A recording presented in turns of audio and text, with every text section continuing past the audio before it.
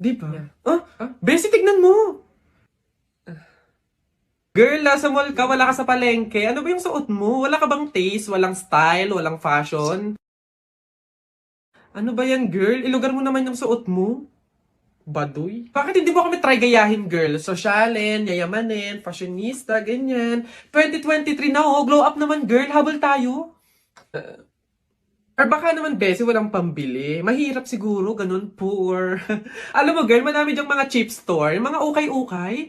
Try mong tumingin sa mga ganon. Para naman maging maganda ka at maging presentable yung suot mo. Ano ba yan, Bessie? Wala bang tricycle dito or jeep man lang? Paulan na, oh.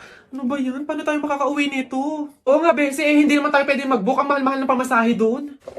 Oh, girls! Ay, kayo yung nakasabay ko sa mall kanina, di ba? Anong ginagawa? Commuters ba kayo? Ay, kala ko naman kasi kung makapan-judge ko yung kanina. Naghihintay kayo dito na ng jeep, no? Tricycle?